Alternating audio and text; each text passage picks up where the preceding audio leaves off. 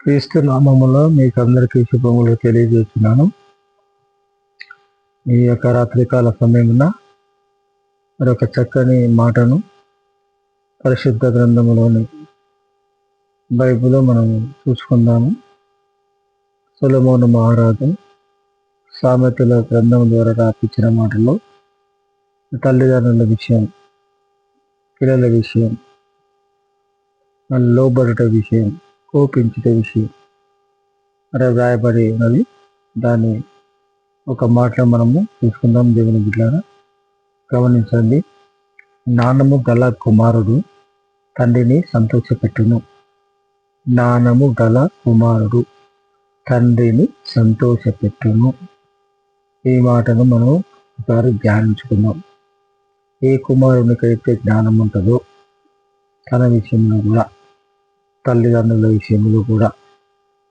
కాబట్టి జ్ఞానము గల కుమారుడు అంటే ఆలోచించే కుమారుడు, యోచించే కుమారుడు, తన కుటుంబం గురించి తన గురించి ఆలోచించే కుమారుడు తండ్రిని సంతోషపెట్టును. అంటే తండ్రికి తోడుగా ఉంటాడు, తండ్రి మాట వింటాడు, తండ్రి మాటకు జవదాటడు. దాని వలన కొడుకు తండ్రి మాట వినడం వలన తండ్రి సంతోషపడతాడు.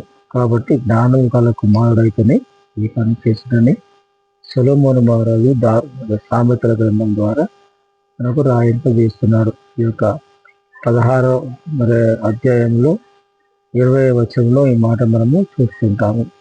జ్ఞానము గల కుమారుడు తండ్రిని సంతోషపెట్టును. బుద్ధిహీనుడు తన తల్లిని తిరస్కరించును.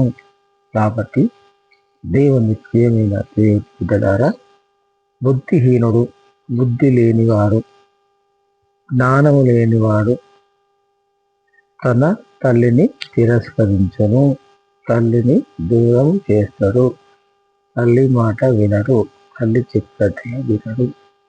కాబట్టి ఇటువంటి గుణములు కలిగిన వాడు తల్లిని దూరం చేస్తాడు, తిరస్కరిస్తాడు.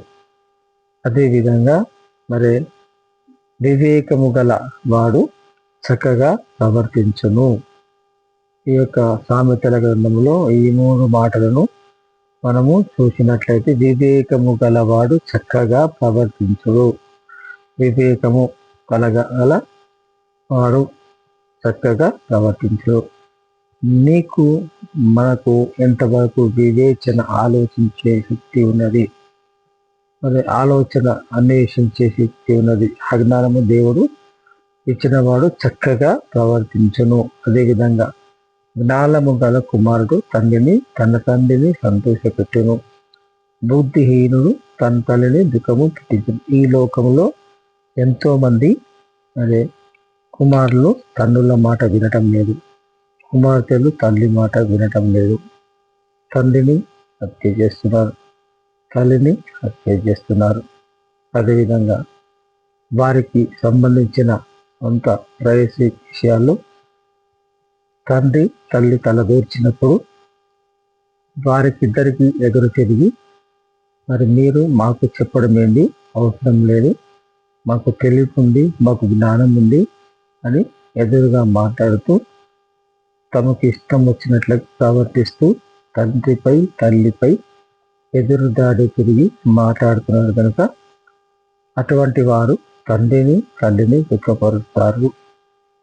కాబట్టి దేవుడు వాళ్ళ ద్వారా నిన్ను నీకు జన్మనిచ్చి ఒక కారణ జన్ముడుగా మారి నిన్ను చిన్నప్పటి నుంచి వెళ్ళి నీకు తెలివి వచ్చేంత వరకు నిన్ను పెంచి పెద్ద చేసి చదివించి స్కూల్కి పంపించి కాలేజీకి పంపించి అన్ని విధాలుగా నీకు సమకూర్చి నిన్ను ఒక పెద్దవాడిని చేసి ఒక మంచి రైతుడు కావాలనే ఆలోచనతో తల్లిదండ్రులు పెంచుతారు. కనుక పెద్దవాడైన తర్వాత మరి భూలోకములో ఈ లోకములో ఉన్న పరిస్థితులను బట్టి మరి ఫ్రెండ్స్ కావచ్చు, ఇతరత్ర అలవాట్ల బట్టి కానీ మరి అలవాటు పడిపోయినప్పుడు దాని నుండి తిరిగి మరలక తమ్మును తాము వాటికి లోబరుచుకుంటారు.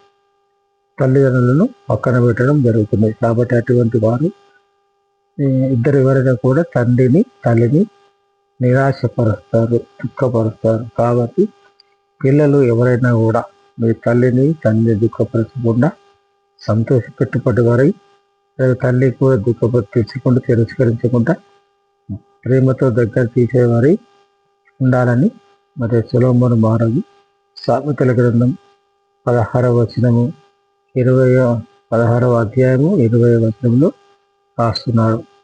కాబట్టి దేవుని బిడ్డలారా, ఈ సామెతల గ్రంథము 16వ అధ్యాయము 20వ వచనములో ఈ మాట మనకు చక్కగా వివరించబడుతుంది. కాబట్టి విన్న ఈ మాటలు మీ హృదయంలో భద్రపరుచుకొని మనము కూడా మన తల్లిదండ్రులను, మన తల్లిని, మన తండ్రిని, సమాజము, పెద్దలను, చిన్నలను మనము అందరి మాట వింటూ వివేకము గల వారిగా చక్కగా ప్రవర్తిస్తూ మన భవిష్యత్తుకు మంచి బాటలు వేసుకుందామని ఈ యొక్క సమయంలో మీకు వివరిస్తూ ఈ యొక్క చెప్పడానికి దేవుడు నాకు ఇచ్చిన మరి ఆశను బట్టి, ఆసక్తిని బట్టి, దేవుని జ్ఞానమును బట్టి దేవునికి వందనాలు తెలియజేస్తున్నాను. మీకు కూడా వందనాలు తెలియజేస్తున్నాను. ఈ యొక్క వాక్యాన్ని మీరు కూడా విని పిల్లలు కానీ ఎవరు కానీ మరి తల్లిదండ్రులు కూడా పిల్లలను కూడా కోపం రేపగా పెంచాల్సిన అవసరం ఎంత ఉంది, ప్రేమతోనే చూడవలసిన అవసరం ఎంత ఉంది. కాబట్టి దేవుడు మీకు మంచి జ్ఞానమును, తెలివిని, ఆయుష్యను, ఆరోగ్యమును, సహనమును, ఓపికను దయచేసి దేవుని ప్రేమలో పెంచలాగున మిమ్మల్ని దేవుడు దీవించి అభివృద్ధి చేసి ఈ కుటుంబానికి క్షేమం కలుగునుగాక. విన్న మాట మీరు మీ హృదయంలో భద్రపరచుకొని అది 30 గాను 60 గాను చెల్లింపజేసి ఈ యొక్క కుటుంబంలో ఆదరించి ఆచరిస్తాను జ్ఞాపకం తీసుకుంటూ ఇంతటితో నేను సెలవు తీసుకుంటాను. ఆమె ప్రజలాడు మీకు అందరికీ నాకు ప్రత్యేకమైన శుభము తెలియజేసి ముగిస్తున్నాను. ఆమె